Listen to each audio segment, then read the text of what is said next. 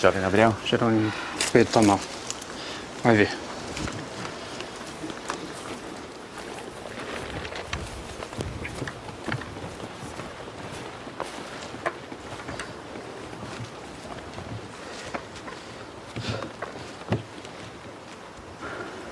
Jerônimo, meu bom amigo. Avisa ao Gabriel que isso não é nada demais. O que houve, senhor Pedro? Uma cobra. Apenas uma cobrinha de nada. Mataram a bicha? Tá aqui, Gil. Presta.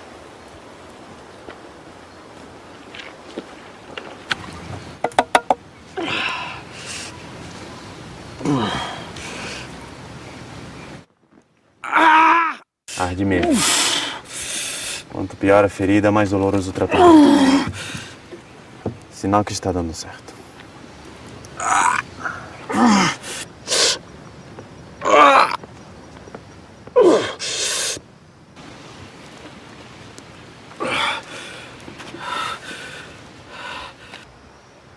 Agora o senhor precisa descansar.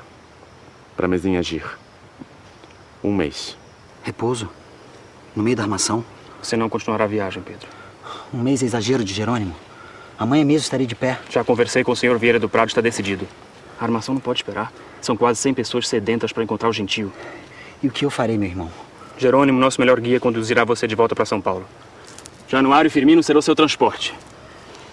Gabriel, você irá abrir mão de 3 dos nossos melhores administrados? Essa viagem não dará certo. Não importa. Você precisa voltar para São Paulo. São e salvo.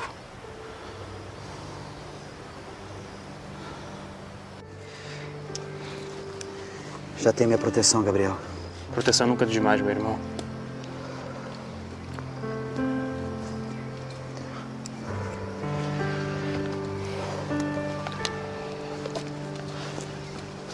Jerônimo, confie a vida de Pedro em suas mãos. E tenha certeza de que o velho Antunes o recompensará. Os Antunes sempre foram bons para mim. É minha vez de retribuir. Tchau, meu amigo.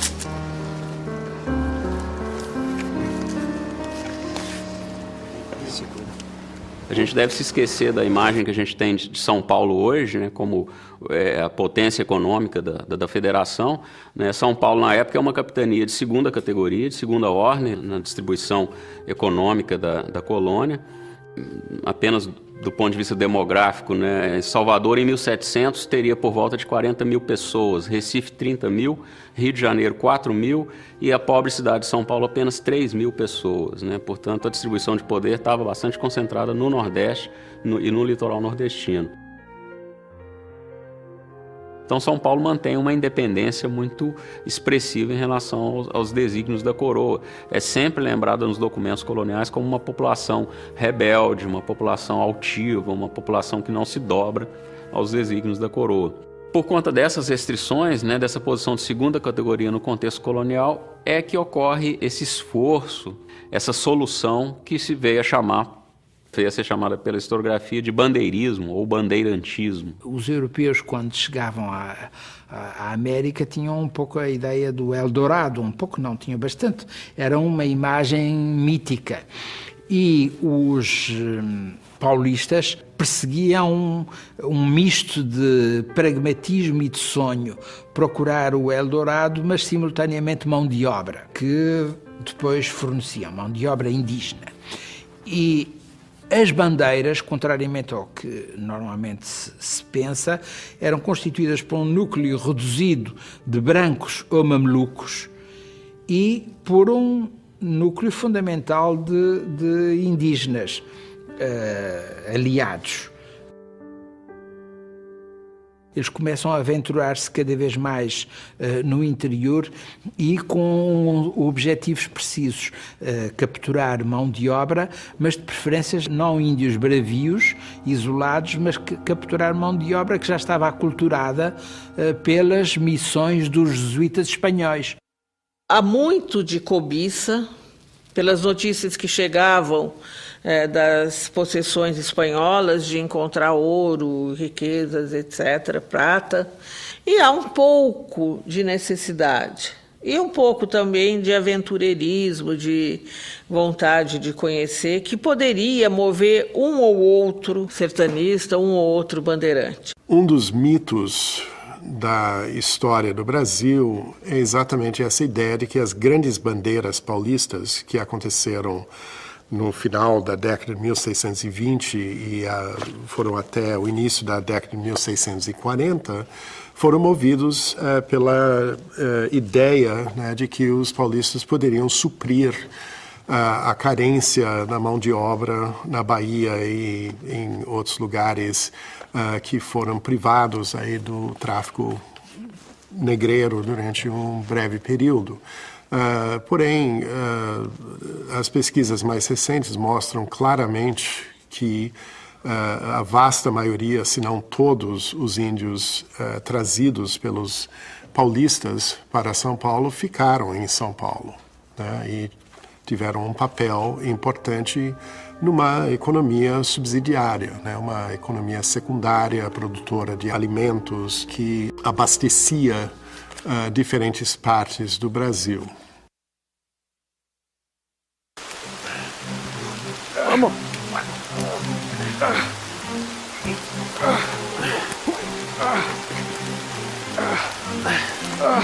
Amor!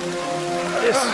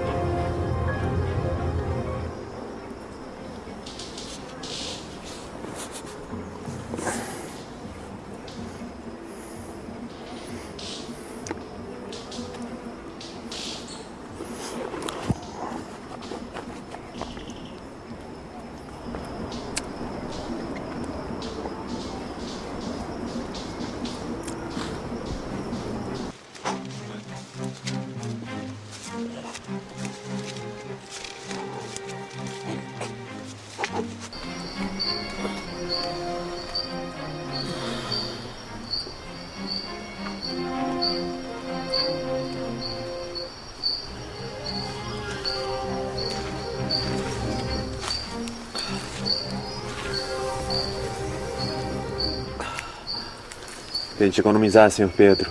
Temos pouca água. Tem cheiro de fruta boa na região. Isso é um sertão da fome. Temos mel e bicho de taquara. Amanhã procuramos água e comida. O universo cultural dos portugueses, dos nativos, se aproximou e se entrelaçou de várias maneiras, não é? A maneira pela qual os portugueses foram se assenhorando do território, conhecendo os seus mistérios, incluindo os perigos da floresta, os animais, etc., foi tudo com base nos conhecimentos indígenas, né? Sem o conhecimento dos índios, os portugueses teriam imensa dificuldade em se assenhorar, em se apossar, se localizar, se movimentar na terra, não é? Descoberta e ocupada.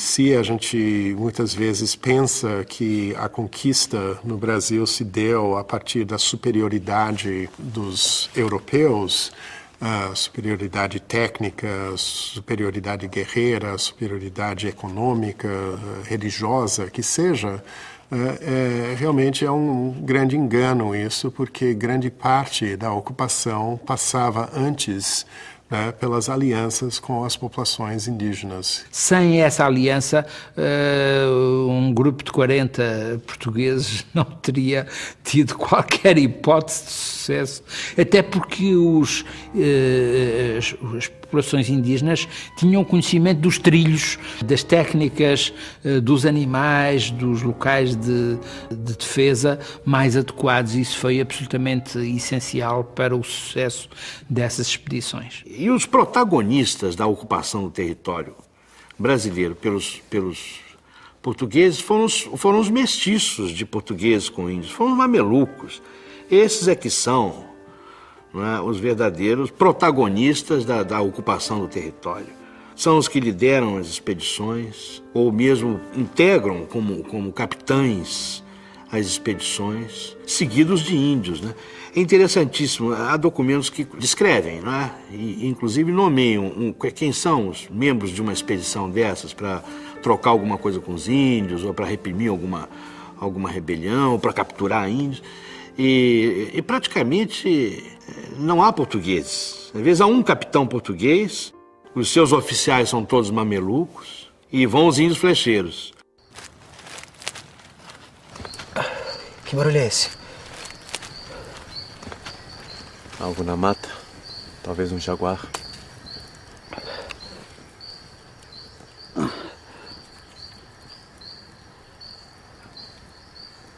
Ele se foi. Por enquanto.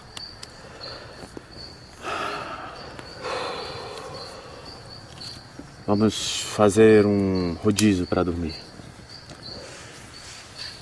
Quem tiver acordado, fica bem perto da sua arma.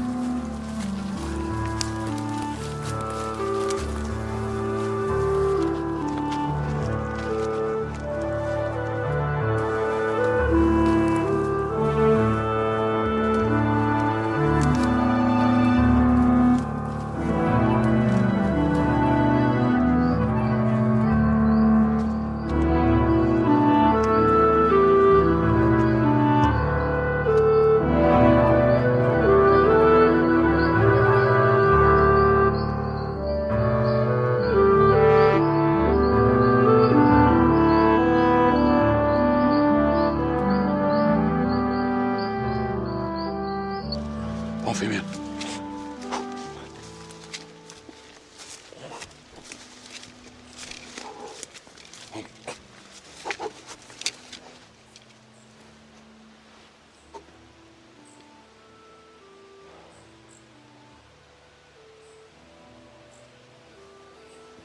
Brisa fria vem de lá. É o rio. Vamos. Confirme. Vambora.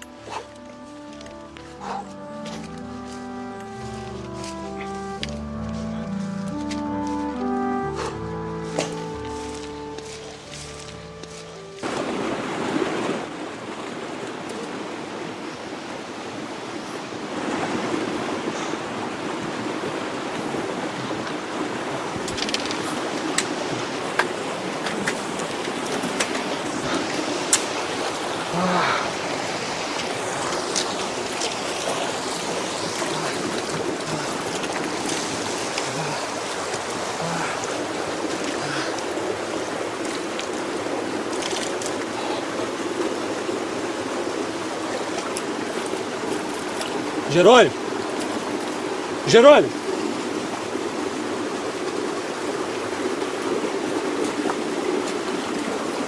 Tá vendo o que eu tô vendo? Tá vendo? Pedregulhos pretos? Ouro preto, Jerônimo. É ouro preto. É ouro, Jerônimo. Ouro preto. Eram homens muito rudes, sem nenhum preparo, sem nenhum conhecimento e sem nenhuma curiosidade intelectual. É surpreendente, todo esse movimento não deixou um livro de memória. Eles simplesmente, me parece que eles vão para procurar ouro, para enriquecer, para garantir a sua subsistência e coisas assim. Não há nenhum momento de grandiosidade deles próprios nessa história toda. Paulistas estavam entre os povos mais violentos, né, a população mais violenta da época com relação ao índio. Era escravizar o que fosse possível, né, trazê-los acorrentados ou amarrados em cordas, em fila indiana, seguindo para São Paulo, centenas e milhares de pessoas amarradas em corda em fila indiana, ou dizimar os que fossem rebeldes e fossem refratários à conquista. Há uma visão de que os índios vêm sendo continuamente destruídos na história do Brasil. E se pergunta, por exemplo, o litoral do Nordeste, quando os portugueses iniciaram a cana-de-açúcar, não tinha grupos indígenas morando lá? Onde estão esses índios? Né? O que aconteceu com eles? Quem os destruiu? Né? As regiões onde os bandeirantes não chegaram, os índios também foram destruídos. Então há uma ideia que, na cabeça dos historiadores, que se reconhece sim que os bandeirantes destruíram grandes grupos indígenas e um grande número de indígenas. Mas a destruição do indígena não foi exclusividade do bandeirismo.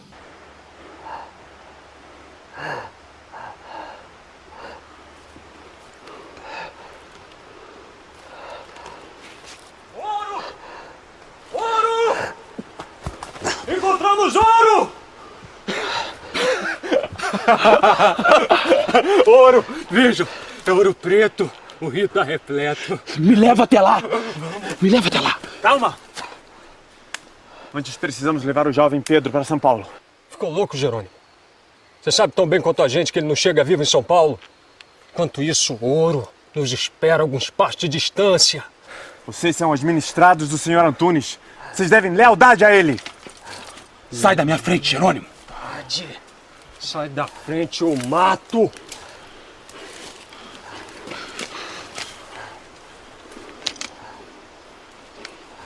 Pense bem, meu velho. Deixa ele aí. Nunca te trataram como filho. Nunca te trataram como irmão. O velho Antunes não tem você como filho, não. Para eles, você é apenas um escravo. Nada mais. Me leva até lá! Vem! Vem!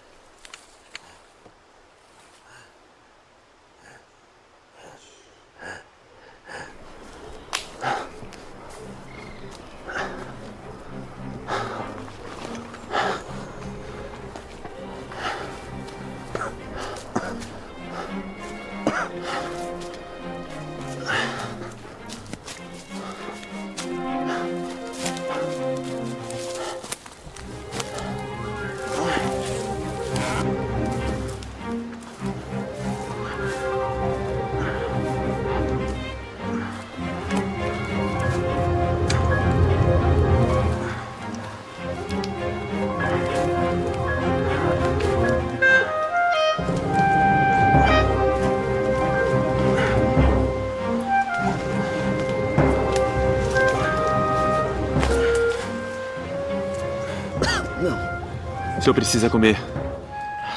Tem mais 3 dias de caminhada. O que é para sua vida quando chegar em São Paulo, Jerônimo? Se Deus pudesse lhe ouvir, o que pediria? Eu tô cansado dessa vida de navegante do sertão. Queria um pedaço de terra para ajudar a família, plantar milho.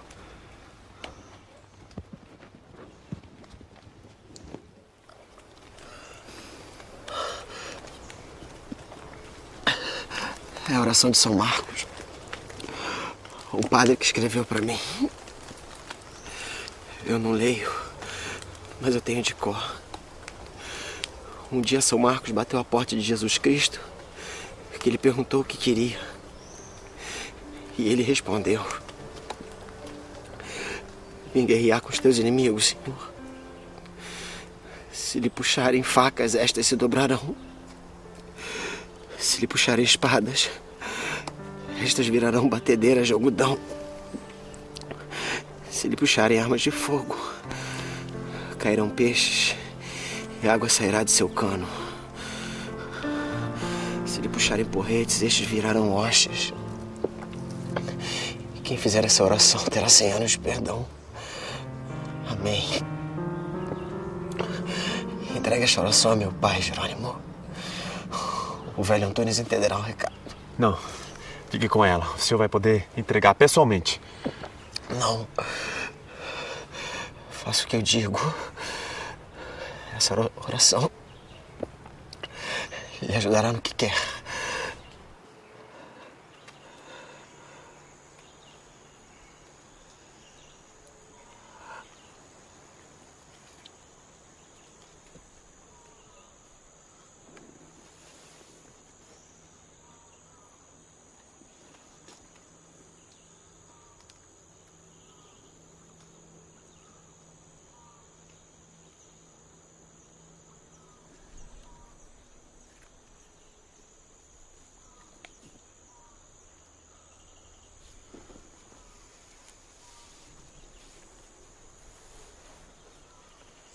O espaço do interior do Brasil e também que correspondia ao extremo leste dos domínios espanhóis foi uma terra de ninguém durante muito tempo, durante séculos. Esse espaço do lado espanhol foi sendo ocupado por missões de vários tipos. E do lado português não houve uma ocupação formal, oficial, mas sim expedições privadas. Tínhamos, de facto, duas iniciativas dos dois lados, ambas privadas. As missões dos religiosos do lado espanhol e as bandeiras do lado português. As bandeiras acabaram por se sobrepor às missões espanholas. Se não tivessem existido as bandeiras, naturalmente que as missões teriam depois dado origem a povoações e esse território teria ficado espanhol, certamente. Eu vejo alguns resultados nessa movimentação desses grupos de paulistas que saíram da Vila de São Paulo e foram sertão adentro.